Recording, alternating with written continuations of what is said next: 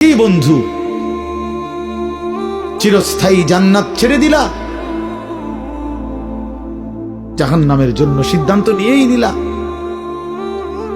এই নারী, এই ছবি, এই উলঙ্গ দৃশ্য, এই জিনা, এই ব্যভিচার, খোদার কসম ধীরে ধীরে তোমার জাহান্নামের দিকেই নিয়ে যাবে।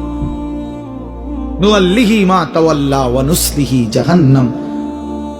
আল্লাহ বলছে, যে বান্দা আমার রাসূলের বিরুদ্ধাচরণ করবে এবং আমার ঈমানদার বান্দারা যে পথে চলে তার উল্টো পথে চলবে, আল্লাহ বলেন আমি তাকে সেই উল্টো পথেই চালাবো এবং একদিন সত্যি সত্যি আমি তারে জাহান্নামে ফেলে দেব।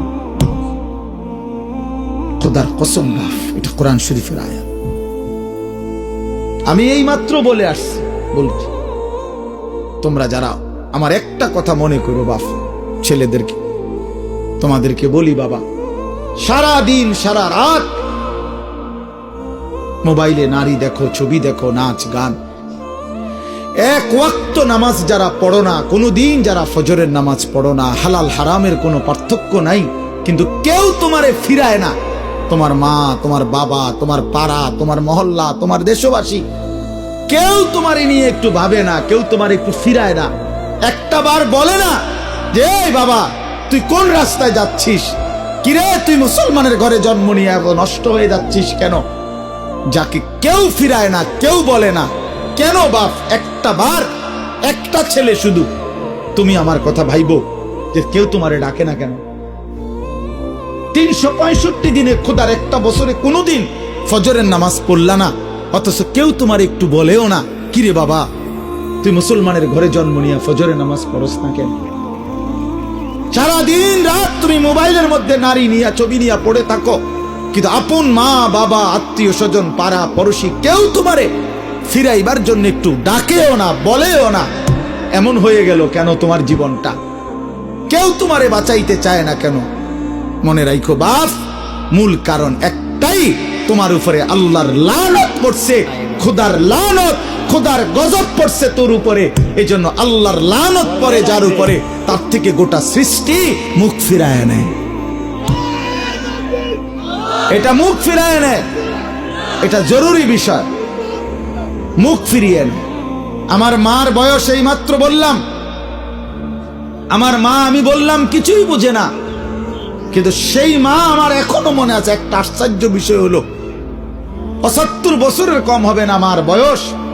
মা আমার এখনো আমারে বলে, আমারে দেখলে বলে বা আমগরে বলে, আমার 44 বছর বয়স, আমার 4টা সন্তান আছে, আমি আজকে 21 বছরের চাইতে বেশি ওয়াজ মাহফিলে যাই, আলহামদুলিল্লাহ, আল্লাহর দয়া। কিন্তু কসম আল্লাহ, মা এখনো আমারে বলে, ফুত নামাজ পড়ছুন, নামাজ পড়ছুন। আমারে সব সময় বলে, মা ফুত চাইও, মানুষের কত আনে মাহফিলে যাও, মানুষের লোকে চাইও, টাকা পয়সা লইয়া ঝামেলা করো না। কতবার যে কইছে এই কথা, এটা মা আমারে আমার জীবনে। কিরে বেটা, আমার 75 বছরের মা তো, আমি 44 বছরের ছেলে, আমি আমারে আজও ডাকে, তোরে কেন ডাকে না? তোর উপরে কোন খোদার লানত পড়ছে বেটা? এই জন্য তো অব্যাহত ভাবে চোখের সামনে ছেলেটা চরিত্রহীন হয়ে যাচ্ছে, লম্পট হয়ে যাচ্ছে, এক ওয়াক্ত নামাজ পড়ে না, কেউ তারে ডাকে না। আহা, কেন এমন হয়ে গেল বাপ? তুমি এত বড় বঞ্চিত হইলা কেন বলো ভাইয়া? তুমি মনে করছো তুমি সুখের সাগরে হাবুডুবু খাচ্ছ? না ভাইয়া, তুমি তো ধ্বংসের সাগরে হাবুডুবু খাচ্ছ। তুমি তো ভাবছো তুমি বড় মজায় আছো, তোমার মাথার উপরে কারো ছায়া নাই, আসলে তো তোমার উপরে খোদার লানত। এই জন্য কেউ তোমারে ফিরাইবার চাচ্ছে না। এই জন্য বিবেক থাকলে আমার এই কথা ভাইব, বিবেক থাকলে, বিবেক থাকলে ভাইব।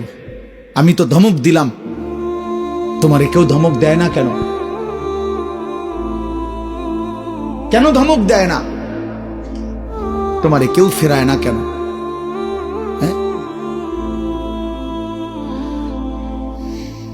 এই জন্য দোস্ত, দয়া করে এটা ভাবা উচিত, আমরা ইনসাফের সাথে আমাদের এটা ভাবা উচিত। আমরা যদি এটা ভাবি, আমাদের জীবন সুন্দর হবে। এই কথাটাই আমি শুরু করছিলাম। আল কাইয়িসু মান দানা নাফসাহু, নবীজি বলছেন সে বুদ্ধিমান যে নিজের হিসাব করে, ওয়া আমিলা লিমা বাদাল মাউত, এবং মৃত্যু পরবর্তীর জন্য আমল করে। সেভাবে আমি কে, আমারে কে বানাইলো, আমি আসলাম কোত্থেকে, কেন বানাইলো, আত্ম উপলব্ধি, নিজের বিবেক, নিজের জাগা, আসলে আমি কে, আমি মানুষ না জানোয়ার, এতটুকু বুঝ বুদ্ধি আকল দিমাগ যদি দোস্ত আমার না থাকে, আমি মানুষ হলাম কিভাবে, মুসলমান হলাম কি? মাসালুল লাযী ইয়াযকুরু রাব্বাহু ওয়াল্লাযী লা ইয়াযকুরু রাব্বাহু মাসালুল হাইয়্যি ওয়াল মাইয়্যিত। নবীজি বলছেন যে আল্লাহকে স্মরণ করে আর যে করে না, এই দুইজনের মধ্যে উদাহরণ হলো একজন জীবিত, একজন মৃত।